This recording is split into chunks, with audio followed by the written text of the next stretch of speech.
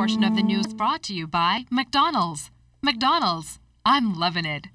An historic day for international relations as the United States opened its embassy in Cuba after 54 years. This comes weeks after Cuba reopened its embassy in Washington, D.C. Clint Watson spoke with the Cuban ambassador to the Bahamas about the historic moment. Since the United States announced last December plans to reestablish diplomatic ties with its longtime rivalry Cuba, much work has gone into bilateral talks and agreements, paving the way for today's historic opening of the U.S. Embassy in Havana. Cuban ambassador to the Bahamas, His Excellency Ernesto Guzman, says today is a defining moment. End of this first stage in the process to have normal relations. Now start a new process to try to get normal relations between both countries. So we continue with this bilateral conversation. As Cuba said, it is not possible to have normal relations. Instead, the embargo will be lifted. It is not possible to have normal relations with the embargo.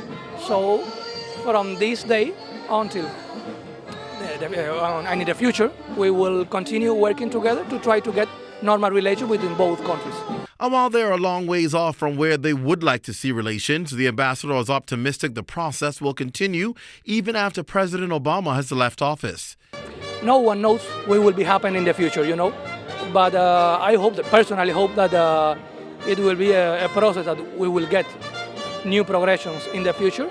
And we will have to wait until the elections in there. But I think that we don't, no one start a process like this thinking in the next election. It's something that you start and you start to move forward, and you will see how you can take this. But I'm optimistic about it. And since the process has begun, Guzman says there has been an increase of American travelers, although travel is still pretty much restricted. Now it's easier for the Americans to travel to Cuba. It is not possible for them to travel as a tourist, but it is possible for them to travel for different reasons. They have 12 different categories. So if you get a general license, you can travel to Cuba for cultural exchange, sport exchange, religious exchange. And now it's easier for them to get this special license from the government of the U.S.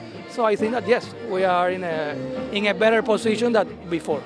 And as Caribbean countries are watching the development of an opened-up Cuba, the ambassador says neighbors like the Bahamas should not be concerned about losing tourists to Cuba, but instead should see the golden opportunity to work together.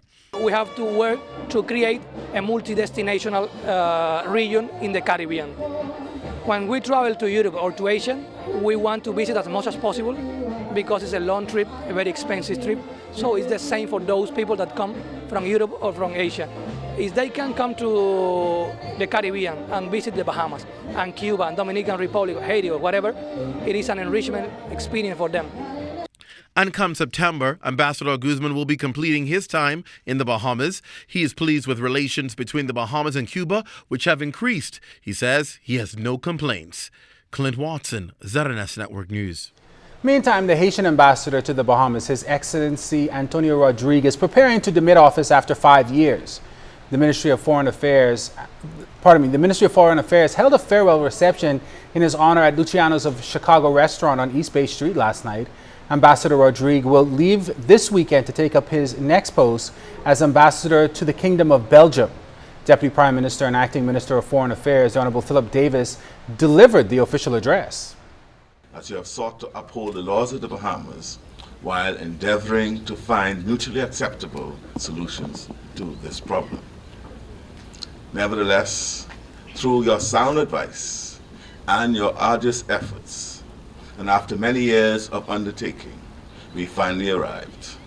Excellency, at agreements signed in July 2014 on very important bilateral matters.